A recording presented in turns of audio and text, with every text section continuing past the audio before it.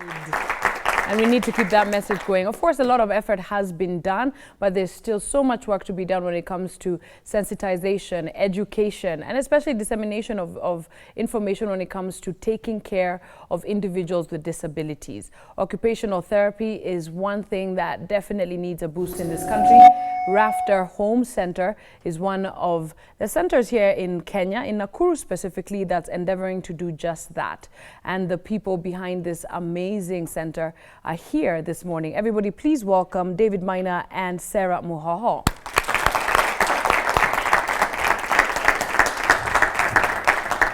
Hello, David. How are you? Good. Please feel at home. Hello, Sarah. Hi. How are you? Very nice. Please have a seat. Thank you. Thank you for being here. Thank you. How is Nakuru? Nakuru is good. Excellent. Our village it's my is chance. fantastic.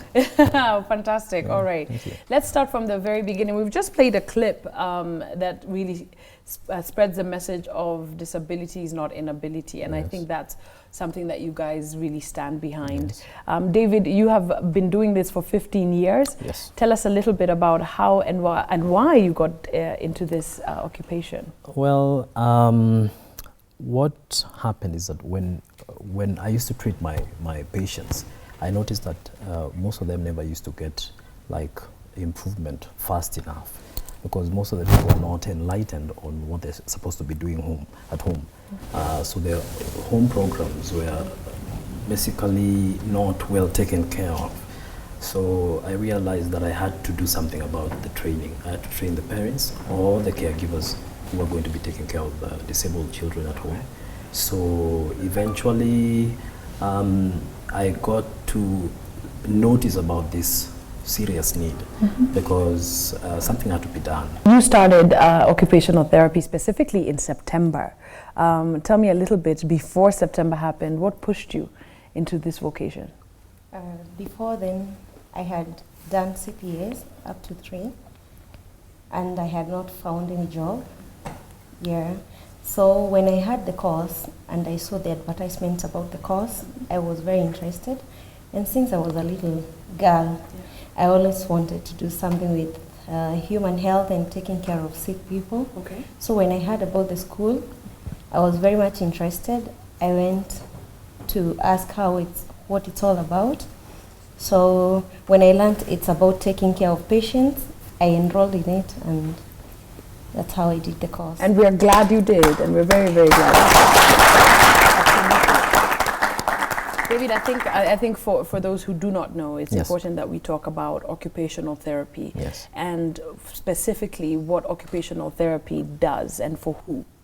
Occupational therapy is a health science where we are mainly concerned with the rehabilitation of those with special needs mostly. It's like a sister course to physiotherapy. I am the occupational therapist, but we started a school that trains in caregivers. It's like would you call it like basic nursing? Right. But it's actually not that. These ones were designed to be there for those people with special needs, to meet the challenges that they usually come across when they're at home, especially home-based care. Now, Sarah, looking at, of course, the fact that you were just starting out and you've gotten the proper training, take us through a little bit of that transition between you coming out of training and you actually starting to become a therapist. How was it for you? I was living an ignorant life before, because even some of the very basic things like first aid I could not do before. Maybe a kid is choking, I couldn't know how to help. Or somebody with epilepsy, we've seen them even in town. Somebody collapses, you want to help, but you don't know how. Right. Right now, I have the knowledge of what to do when. And when I see a patient, I would, in most cases, know what kind of a condition he or she is suffering from. And I would know how to help. I've worked with several people, like the autistic kid I was telling you about. Yes. Yes. So it's a good experience, and I've learned a lot. Absolutely. I'm going to take a quick survey, David, and watch this, guys. How many people here in our audience, all right, even the crew members, I want you guys to participate in this little exercise. How many people here know how to do CPR and first aid? Put your hand up. Audience members? Nobody? Yeah, laugh at yourselves. Are you seeing they're laughing at themselves? My gosh, we have to have a class here then.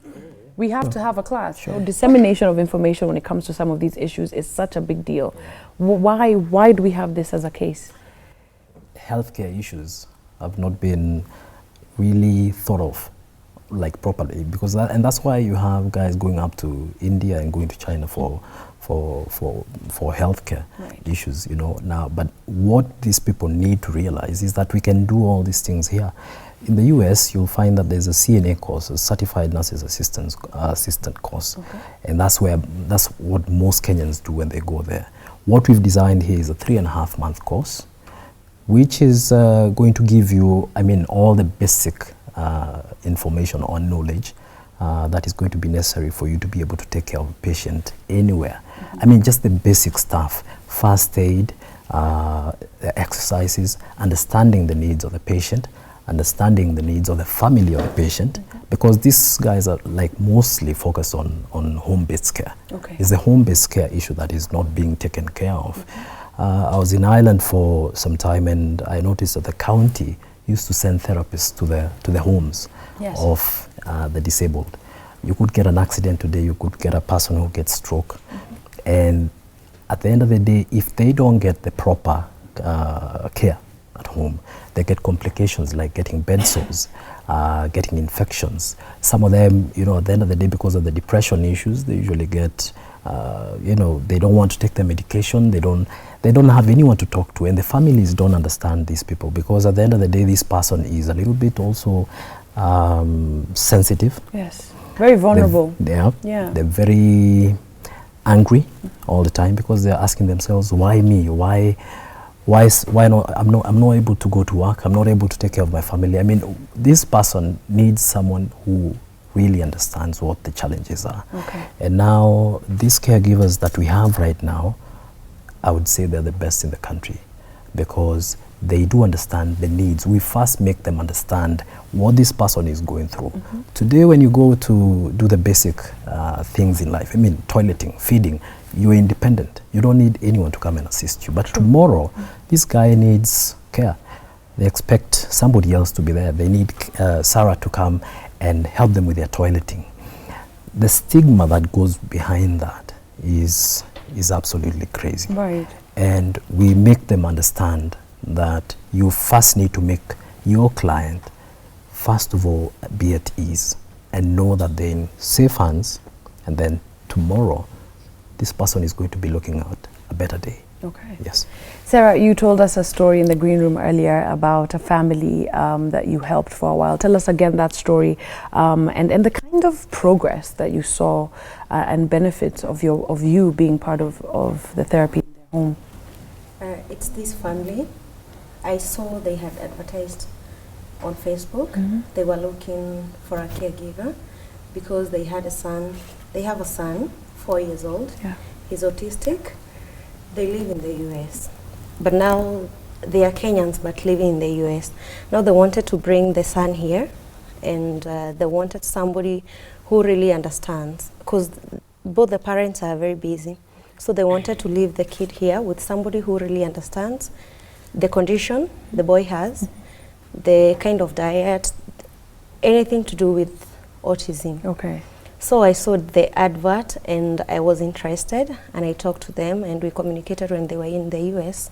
When they came here, they contacted me, we met, and like I was telling you, there are challenges you meet, because at first they don't really believe that a 3.5 months course can be able, you have all the knowledge you're required to. So I told them, you just give me a few days with your son and together with your parents, and then we stayed with them for 3 days. I would go there every morning. We would go places with them for the 3 days, and it was kind of like they were trying and see what I can do. They were contented and they gave me the job. I was very happy, and unfortunately I didn't work for them for long because they had to move back to the US, they wanted to take me with them. Yeah. But because they have You were that family, good, right? Yeah. And you saw the progress. Yes, you I saw saw the definite progress development. because the main challenge I saw with them is they didn't understand very well about the diet. Okay. So they would give the kid some stuff or some food which would make him hyperactive. Okay. And he was all over. So they were frustrated. They couldn't know what really to give them. But once we stayed with them for the 3 days, Yeah. and I told them, do this, when he's doing this, do this. They saw the progress and they were really happy. I love it. And I was also happy about it. Fantastic. Indeed, it takes a little bit of care and getting some outside help every once in a while for you to really see some progress, especially when you're dealing with someone with special needs or disability. When we come back, we'll talk about costs. Of course, I think that's a huge thing. A lot of people might think that it's very costly, and how long a therapist stays with you, and a lot of informal things that are happening in people's homes. We need to discuss that. Welcome back, everybody. This morning, we're of course talking about occupational therapists and home caregivers specifically. We are joined by David and Sarah from Rafa Home Care Center, which is based in Nakuru. So log on to our social media platforms where we'll connect you to this amazing center that really seeks to give a lot of relief where it's needed, especially for families. You guys are doing a good job. Thank you. Thank you for starting this, David. You are a parent, you are a family with a disabled child. What do you do? First thing to do is, I think, like here in Africa, we have a challenge also with accepting disability, okay? Because, I mean, when it comes to a person accepting that their child or they are now living with this disability, then once you accept that fact, you're going to need to basically seek the appropriate help. And the challenges that we have right now is that you find most people hiding their children at home, and whereas with therapy especially, or caregiving specifically for the disabled, the sooner you start, the earlier you're going to find, get the progress that we expect. So I think the first thing to do is to seek professional help, okay? And then for caregivers such as Sarah, who understand disability, they understand the nutrition issues that come with this disability, improving the physical needs, mental needs, massages, exercise. What we have right now is someone whom, in between the therapy that is done at the hospital, at home you have someone who's going to be coming through with appropriate care. Okay. So what people need right now is to actually find out who is taking care of my child. Are they competent? Do they understand that this child might have an emergency at home? Is my caregiver competent in terms of first aid issues, in terms of following through medication? If this child comes up with a fever, do I know how to reduce a fever? What's the first aid? What do I do? Yeah. So I'll tell many Kenyans to basically get a proper caregiver. Okay. There's so many people leaving their children with house girls. I understand because of the finances, the financial issues that come along with that. But at the end of the day, what is greater? What is greater? Is it improving your child's future? Because if you go to the developed countries, most people usually, you find guys with autism and all these disability issues living a normal life. Absolutely. Independent, and that's what we don't have here, and that's why we have them. And that's why even when we were looking at the criteria for whomever we can train, we don't have a basic like a minimum requirement. Right. We'll train anyone, any age, from 18 to we've got students who are 48 and 50 in our classes, and they love what they're doing. Educational background doesn't matter. No, it doesn't matter, because at the end of the day, I told you about the American lady who had an orphanage, and she had about seven disabled children with special needs. When they called me, to go and give them my services. I told them, it's not going to be easy for me to treat 7 children. Let me train your caregivers. But she told me, you can't interfere with my program. And I told her, that's what we need. They're the only people who can assist us right now. She said, most of these guys are not even educated. I told her, as long as they have the passion, they'll be good. So after about 6 months, some of the kids who had never been walking for 2.5 years were now able to walk. Some of the kids whom we thought would never be placed in schools are now in schools. Amazing. Yeah. Amazing. Yeah. So with the proper care at home, home-based care is something that we really need to emphasize on. Okay. Yeah. I think it's important that at this point that we clarify, you are the occupational therapist, Sarah is a home caregiver. So completely different roles, right? And can she do what you can do? She can do the basics, because what she can do at home is something that she works under a therapist or a nurse.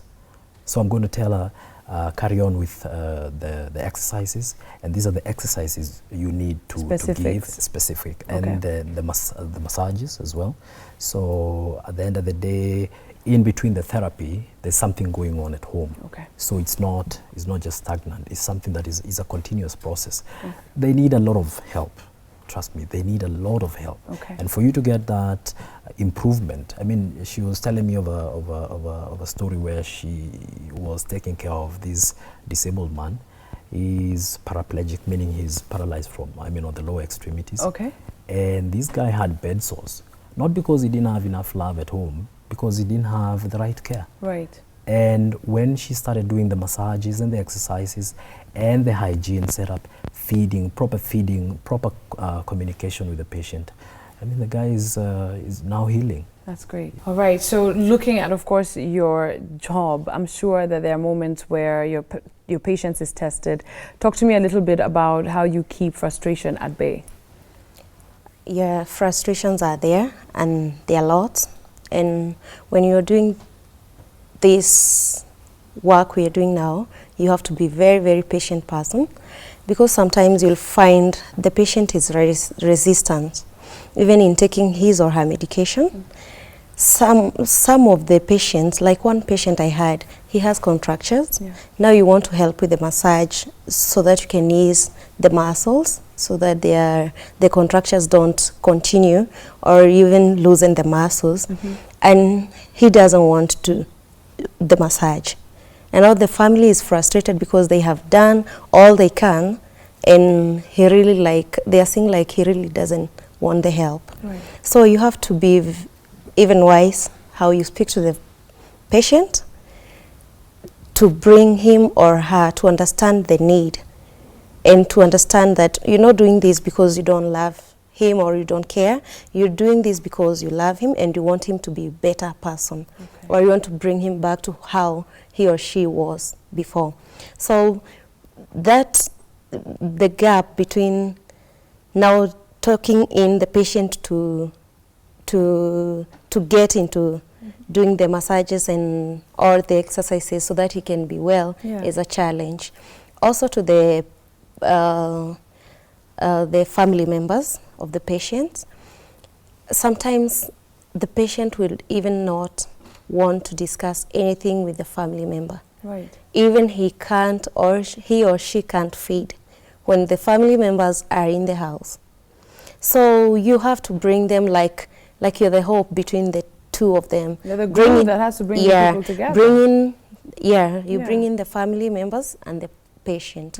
Some people, the only option they have because of issues of lack of access to healthcare, lack of access to health insurance or finances, they end up just getting their house help to sort of take care of this person. And what you find is that long term, the expense is even bigger than if they had invested in a professional. Talk to me a little bit about the cost implications when it comes to training and when it comes to placing a home caregiver in a particular home. I'll start with the training. First of all, we have no basic requirements. Anybody can train, anyone from 18 on to 100. If you can come to class. Fantastic. And that's fine.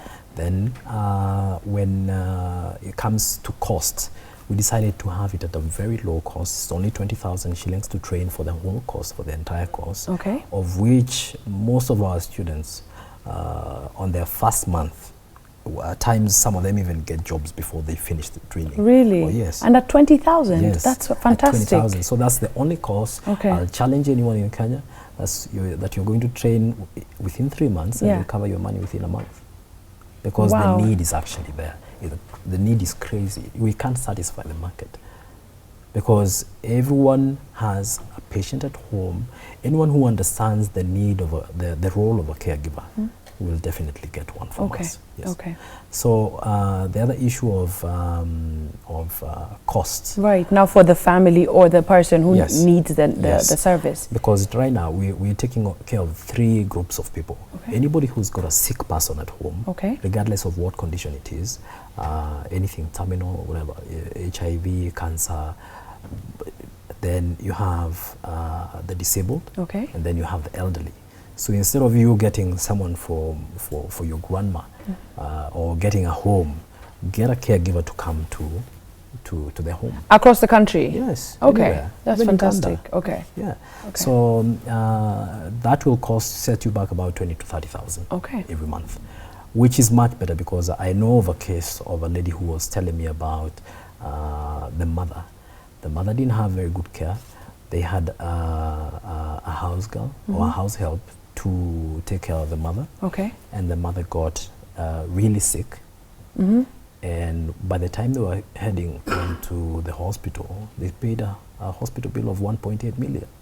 So if this person had a good caregiver at home, that is money they would never have thought about that. Right. Yeah. Okay. And I'll urge Kenyans to embrace caregiving, to embrace such short courses, because so many people are doing CPAs, and I don't mind. It's but true, at the end yeah. of the day, people need to see that there's a real huge need for caregivers, specifically home-based caregivers. And there are many people looking for employment, many, and this is so definitely many, the way so to go. many. David, thank you so much for being here Thank you this so much for morning. having us. And Sarah, thank you very, very much. Rafa Home Care Center is located, as I said earlier, in Nakuru. Log on to our social media platforms where, of course, we're going to connect you to them, all right? Trust me, there is help out there. I know there are so many families who didn't even know that there was a solution in sight. Well, now you know. And please spread this news. Disseminate this information to everybody that needs it. It is absolutely crucial. Asante ni sana. Thank you so much. All right.